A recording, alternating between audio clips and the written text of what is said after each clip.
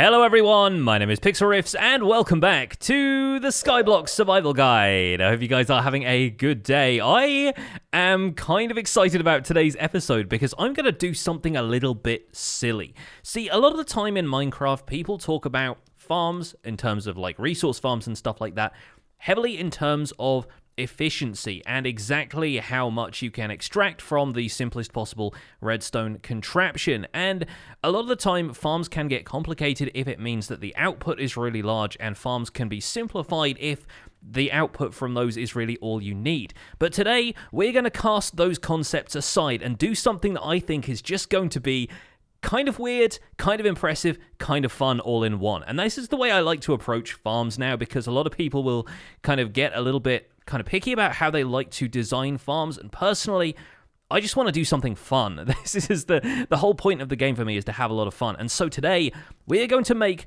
possibly the most bizarre kelp farm you guys have ever seen. I mean, potentially. I'm not sure if you'll have seen more bizarre kelp farms than this. I don't know your experience, but what I do know is that I have been whipping up a couple of designs in a creative test world, and I've got something truly special. This is all in service of one of the advancements in here, which is to get 64 dried kelp blocks. So that obviously requires us to harvest a lot of kelp and then dry it. We're going to do the drying thing completely separately. I just want to work on a kelp farm for now. And that does involve us getting 64 times 9 stacks of kelp in order to get the 9 dried kelp it makes to make 1 kelp block in order to make ourselves that. So we're going to have a lot of kelp by the end of today, hopefully. And a lot of kelp is going to be visible, because I was thinking about this, about the properties of kelp in general, and there's a couple of things I want to touch on here. First of all, if I come over to our little jungle island out here, where I'm fairly certain we have some kelp growing, we're going to turn on the F3 debug information to look at this piece of kelp here, and you will notice a couple of things. First of all, over on the right-hand side, it says Minecraft kelp under the targeted block area. It also says age 23. And that's kind of strange, but you wouldn't think this kelp is 23 days old or 23, whatever, minutes old. I don't know how Minecraft is measuring that. In fact, the age value is assigned randomly and is kind of determining how high the kelp grows, because once the kelp reaches an age of 25, it stops growing. But this kelp has reached the age of 23, and of course, right here, it is only 1 block underneath the surface, so there isn't really anywhere else for it to grow. However, if I take out this piece of kelp at the top and take a look at this bottom one, it now says age 20. Minecraft will randomly reassign the age of a kelp, meaning that this kelp could potentially grow an additional 5 more blocks from where it was now, whereas before it could probably only grow an additional 2 blocks before it reached that golden age of 25 and stopped growing. And this is an interesting concept, because all I had to do was break the top part of this kelp in order for it to keep growing. And anytime we change this kelp here, it's actually going to change the age value. See, I just reset that a couple of times by placing that other piece of kelp back on it, and now its age is 2. So in theory, it could grow another 23 blocks before it reaches its maximum height. And we are going to use this to attempt to make a kelp farm that goes from the bottom of the world to as high as my resources will allow. And I would love to say all the way to build height. Imagine building a 255 block high farm. I'm kind of into the concept of that. But right now, realistically speaking, I don't have enough resources to do even 1 cell of a kelp farm that high, much less a row of kelp. And I do want to do a row of kelp. I feel like doing 1 cell of kelp, sort of a 1x1 farm that goes all the way from the bottom of the world to the build limit, is going to be kind of fun, but potentially not the most productive farm, when we could be doing this with a row of kelp either side. And the goal, of course, is still to acquire kelp in large quantities. So I've been whipping up a couple of ideas, and I think we're going to do an 8-block wide kelp farm with a bunch of machines that are going to sever the kelp at different heights, allowing it to regrow from whatever age Minecraft randomly assigns it. We're going to have to make a couple of decisions about the design of this thing to make sure that it doesn't just stop growing at a certain point, and there are going to be some factors affecting that, but I think I've come up with a pretty cool design that will allow us to do this. So I'm going to pick out a spot for this, which is probably going to be closer to the central hub of the world, maybe somewhere behind the sugarcane farm, since we're already mass producing plants over there in large quantities, probably behind the slime farm as well. And I have been gathering up a lot of resources for this, a lot of slime, a lot of pistons, various other things, and I've been trading for redstone with my villagers, because we are going to need a lot of these resources. But what we will end up with is a pretty spectacular kelp farm. And here are the components that we're going to be using. Now, naturally, a lot of this stuff doesn't look like stuff that you can easily get in Skyblock. The glass has all been traded from villagers. I got some red sand that we're going to be growing the kelp on, kind of the same way we had that in our sugarcane farm. I got that from a wandering trader a little while ago. Things like redstone dust for the note blocks we've got here and the observers, plus the pistons, I suppose, as well, has all been traded from cleric villagers. The iron from the pistons comes from Iron Farm. We have a cobblestone farm over there, and I've been doing a lot of wood chopping on live streams to be able to get a bunch of wood for this project, and the slime blocks all come from the slime farm. And despite the fact that the slime farm is really not an optimal configuration, the random pathfinding of slimes still takes them over those campfires occasionally, and that thing has produced more slime than I honestly know what to do with, which is part of the reason why I'm doing such a crazy farm design for today. So what we're going to do is head down to the bottom of the world, where we're going to start building this whole thing up using a few basic building materials. And when I say we're building this at the bottom of the world, I mean the bottom of the world. This is at 0.5 in the y-axis, so basically as far down as we can possibly go on a half slab, just to make sure that there is no spawnable space over here so we can really get to work. And it does mean that I'm not going to be able to light this up, so I'll probably go and sleep in a second, but we're going to pop down the shulker box as close to the edge of the platform as I dare, and right here is where we're going to start placing in the red sand that's going to form the basis of the kelp farm. We're going to make this thing 9 blocks wide for now, just for the sake of the pattern it's going to form. So the first thing we're going to do is establish a back wall for this thing using dark oak planks, and you'll notice that I have quite a lot of dark oak planks despite not having been able to grow any dark oak trees. I got all these from the woodland mansion that we visited in a previous episode, and on this row here is where we're going to be placing our first row of pistons, which are going to be breaking off the kelp right at the bottom. Not quite the lowest block, because of course the kelp needs something to grow back from, but we're going to have something break off the kelp right at the bottom here. In the case of the entire thing growing up as far as it possibly can, we want to be able to harvest all of this at once, and it's going to be growing to pretty ludicrous heights here in a moment, but we will see how that works out for us. We're also going to be starting to use this dark oak material as the back wall for each of these areas, and we're going to start out by drawing one line along the back there. We're going to link up these pistons a different way in a second, so we can ignore those for now, and instead start to focus on the pattern we're going to be building for the farm. And I've temporarily turned down the friendly creature sounds because apparently slimes count as friendly creatures. Anyway, hopefully you guys aren't going to be too distracted by the slime sounds as we build this thing. So we're going to have pistons facing outwards along alternating blocks like so, and those are going to have an observer facing this way to detect the kelp growing in front of them in a second or two. We're going to fill in each of these blocks with a 2 tall section of dark oak wood, and we'll find out what happens to that in a second or two. So for now, I'm going to grab a few of the resources from the shulker box. We're going to need slime blocks, sticky piston, and observers for this next part. So let's hop back up here. The observer is going to be facing into the back of this thing this way, and this is a little bit tricky to place the observer facing the right direction, so I might just bridge out from the back of this the way I have done at the front here. Always a little bit nerve-wracking doing this over the void, but no worries, it'll be worth it in the end. So the observers are going to be facing this way so that the output faces towards the back of these pistons. And then we're going to be, yep, there we go, perfect. We're going to be adding a sticky piston to the back of each of these pistons facing outwards like this, and to this we're going to be adding a few slime blocks. Each of these pistons is going to have 3 slime blocks attached to the back of it like so, and this is why we've farmed quite so much slime as we have, because we're going to be building ludicrous contraptions like this. So let's hop over there. You could also do this with honey blocks if you've got a honey farm set up before a slime farm. You can potentially alternate between the two, but then they're going to conflict a little bit here, because on top of these we're going to have a note block attached to the top of those like so, and that's going to receive the output from this observer. Now anytime the observer updates, it's going to push these slime blocks outwards once, thanks to the fact that the piston head, even though it's a sticky piston, will detach from the slime blocks. Now, facing outwards in this direction, it doesn't really matter quite which way these observers face, but for the fact that they have to output into the sticky pistons, which are going to be placed here, like so. And this is quite an interesting mechanism. The thing I've discovered about growing kelp is that you cannot just have it pass by observers every so often, because the observer is always going to fire that piston. Not only that, but the kelp actually has 2 different blocks in the plant itself. There is the stem part of the plant and the tip of the plant, which actually carries that age modifier we looked at earlier. And the tip of the plant changing to a stem of the plant as it grows also counts as a block state change, which is going to be detected by one of these observers. When these observers pick up that state change, they will fire, and it means that the kelp won't get to grow past the first stage, unless we have some sort of redstone system behind here which will stop pulsing the piston after a certain point.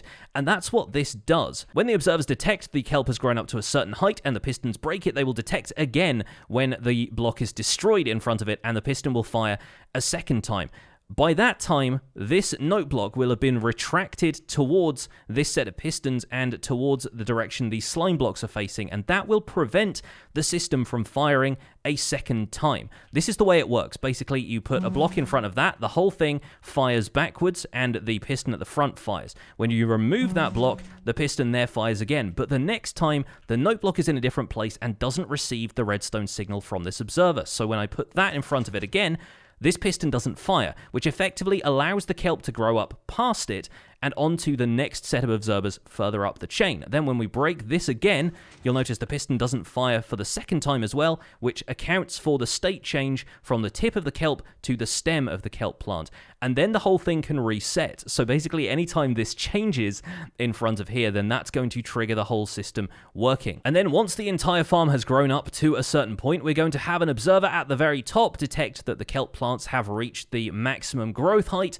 and they're all going to be detached at the bottom here by this row of pistons, which we're going to trigger in a really interesting way, which I will get to a little bit later on. But for now, we need to continue building this up in alternating rows, because if you build these things next to each other, the note blocks will trigger the pistons either side of them, and we don't want that, because then that means a lot of stuff is going to start moving around that we don't want it to. So instead, we're going to start another row of pistons here on top of the dark oak planks that we placed earlier, and the next set of observers is going to go on top of those. So it's going to go in a 5-4 pattern as we travel up here. So you'll notice that the slime blocks here aren't actually attaching to any of the blocks below, which is very important, making sure that it doesn't drag around any aspects of the mechanism further down that we don't need it to, but all of these should now be able to operate independently of each other. And as the kelp grows up, we're going to be able to grow a row of kelp alongside each other without any of this stuff interacting when we don't need it to. These don't actually need to be note blocks, by the way. They can just be any solid block that transmits redstone power, but I like the fact that they're note blocks because we can hear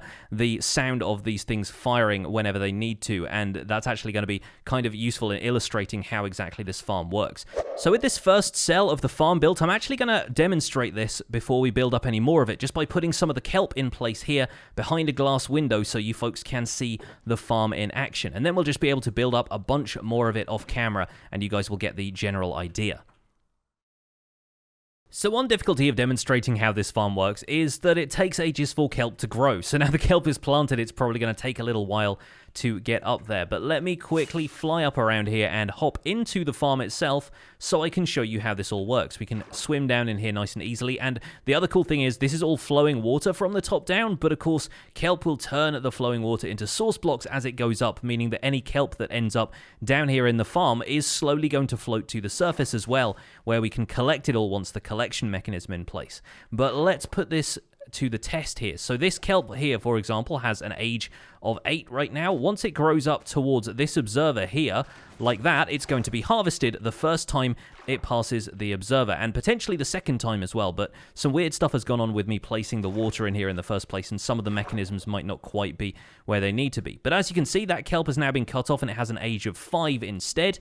It will grow up past the observer, which won't trigger that piston the second time, and it will continue to grow upwards. You'll notice it triggers a third time when the kelp grows up past that point, and the kelp tip part here becomes a kelp plant block, the kelp stem, as it is there. Once the entire system has gone through a single cycle and the mechanism at the top has detected the kelp has grown to its maximum height, these pistons down here will trigger, breaking the entire column of kelp and allowing it to grow up from the bottom again. But once this goes up past this piston, it's going to be detached once and the kelp is going to be regrown, and the same cycle begins again. So now imagine that happening for all 9 of these pieces of kelp, and what you have here is a kelp farm that can, in theory, grow perpetually up to build height. This is going to require a little bit of luck though, because of course while some kelp can end up with a very low age, sometimes the game will randomly assign an age that means it has 2 blocks worth of growth height left in it, and that's it, meaning it will never reach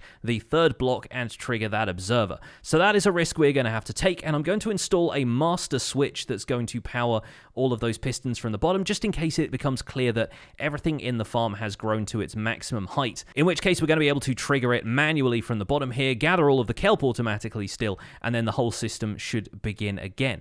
So hopefully that makes sense. It'll make a lot more sense maybe when you see it in action, and for that I think we're going to build up the rest of this farm so you can see exactly how tall we can get this kelp to grow.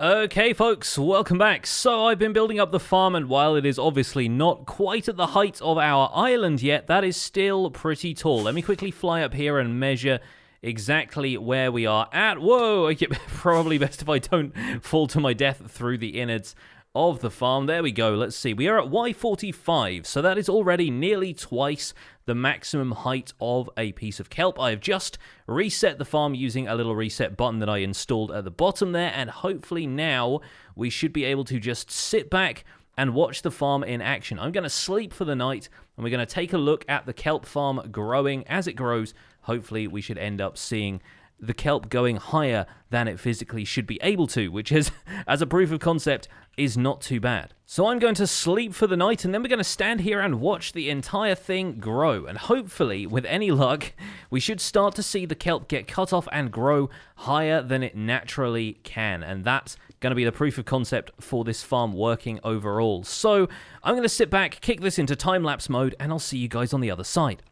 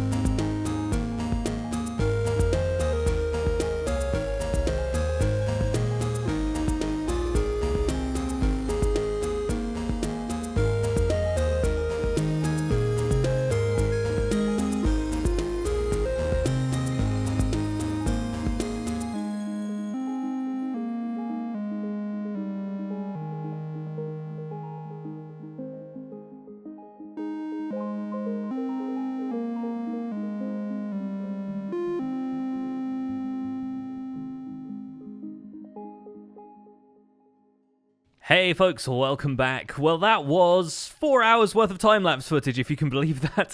And this kelp really does grow quite slowly. I kind of regret even putting the time-lapse segment in for this video, but we did it, and I think we got some results. So here is something kind of fun for you guys. I have implemented a resource pack here from Vanilla Tweaks. Shout out to Azumavoid and the Vanilla Tweaks team for putting together something like this, and you'll notice the subtle difference at the top of a few of these kelp plants. This resource pack, which you can download from vanillatweaks.net, actually shows you when kelp has grown to its maximum height by putting these little pink flowers on the top of it when it reaches that age 25. It's actually a block state that can have a separate texture in Minecraft's files. And you'll notice that a bunch of these plants here, yes, have ended up just kind of capping off at age 25, but a couple of them have not. These two in the middle are kind of disappointing to me. I was absolutely rooting for those the entire time because they seem to be growing the fastest, but you'll notice that this one here on the right-hand side and that one there on the left have not yet reached their maximum height because you don't see those pink flowers, whereas the rest of those have, unfortunately. So we're not going to see any more growth from those. I think those are actually more or less 25 blocks high. So we have achieved maximum height with those basically anyway, but I want to dive into the top of the tank once again to see exactly how old those outside plants are, the ones which don't have the pink flowers on. As you can see when we dive in here, yep, that definitely has the pink flowers on there, and it says age 25. This one here is currently age 15, and I don't know if it has hit that observer yet, but if it hasn't, that means that potentially it could grow for a little while longer.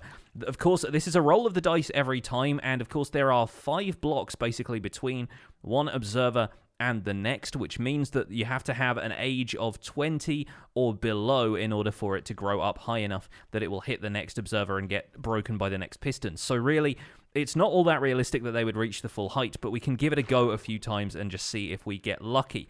And this one here is age 10, once again, so that is going to keep growing regardless, and hopefully in the fullness of time we would see them grow up to the full height. I'm thinking what I might do with this is implement some sort of system where we could trigger one piston at a time from the row of pistons at the bottom that breaks those instead of breaking all of them at once, because I want to be able to cultivate the plants that are growing faster and are still growing later on, and just break the individual ones which need breaking. So I think I might actually put a system of redstone torches behind here that I could disable and enable individually so that we can break just one set of kelp down here instead of breaking the entire row. And so I decided to go with levers as just a simplification of the redstone involved here. So the redstone torch underneath each of those blocks can power the block and power the piston individually, and with a lever on the front here flipped down, it's going to turn off the redstone torch, disabling the redstone torch and preventing the piston from extending. So all we need to do if we want to reset one of these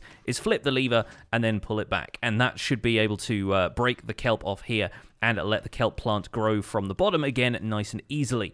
Of course, placing the redstone torch on the backside of any of these blocks right now is going to have it switched on temporarily before it recognizes that the block it's on is powered and switches off. So it does mean we're going to have to break a bunch of this kelp. Since the two on either side here are the only ones that are still growing, I think we're going to leave those out for now and just add redstone torches to the back of these. And gosh, thank goodness for the 1.5 block crouch height now, so that we can still do this. So yeah, here is how this is going to go down.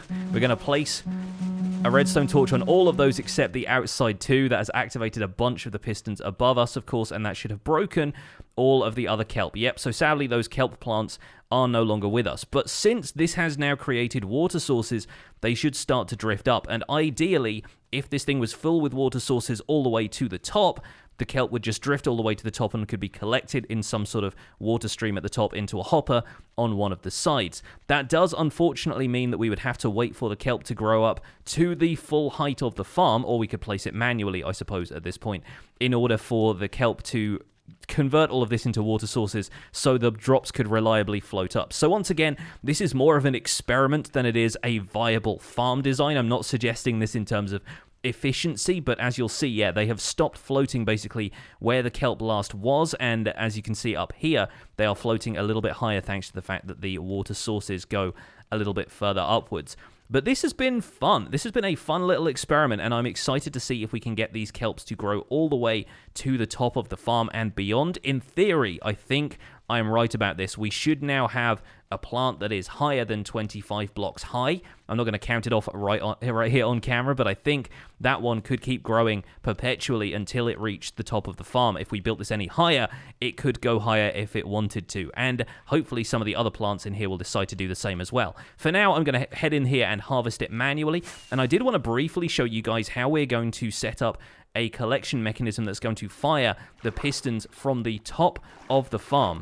So we're not going to be able to demonstrate this with the kelp farm today, simply because the kelp farm is kind of too big for right now. I don't want to wait for the kelp to get all the way to the top of this, because I would just have to wait ages to give you guys this video. But what I've got here is a quick example of how this setup is going to work. So right here we have a daylight sensor that is inverted, so it is detecting whether or not there is darkness above it, and then that's what causes it to output power. Now, of course, there is going to be darkness above it because I have placed a block up there, and it doesn't matter at what height you place this block, even though it is the middle of the day, this block here is blocking direct sunlight to the top of this daylight sensor, which means it is outputting power. It's outputting power to this block, which has a redstone torch attached, and of course the power is turning the redstone torch off, which disables this piston here. Now, if I go up here and do something to this observer, it should shift that sticky piston around, shifting the block over, and as you'll see, that piston immediately fires. This is called wireless redstone. It is basically a way of transmitting a signal downwards. There are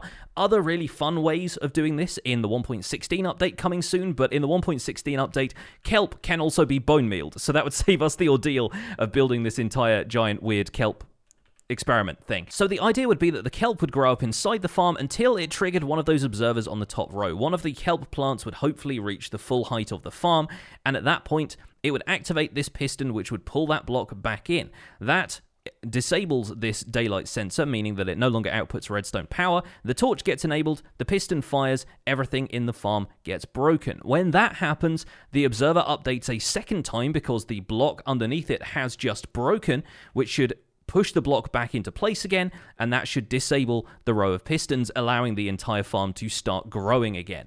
And that just kind of happens on a recurrent basis, as long as the kelp is able to grow to the full height of the farm, which, as we can see from this example, that one there has already just ended its lifespan. That one over there is probably still going to grow, but it is a bit of a roll of the dice either way. So building this thing to world height seems a little bit impractical, but I still kind of want to do it anyway. It's just a matter of getting all of the redstone components and stuff, which is kind of a pain. But I love the idea of having one of these farms where kelp can, in theory, if there is enough lucky rolls of the dice in this whole thing, they can grow from the bottom of the world to the very top. A sky-high kelp farm is what I've been thinking of this as, and maybe in future we will end up building the rest of it. But for now, I think it's going to be kind of fun just to have it there as a test idea, and maybe we'll implement this daylight sensor wireless redstone mechanism a little bit later on. But for today, folks, I think that's where we're going to call it for this episode of the Skyblock Survival Guide. I hope you've enjoyed this little weird redstone experiment, and for those of you guys who are crying efficiency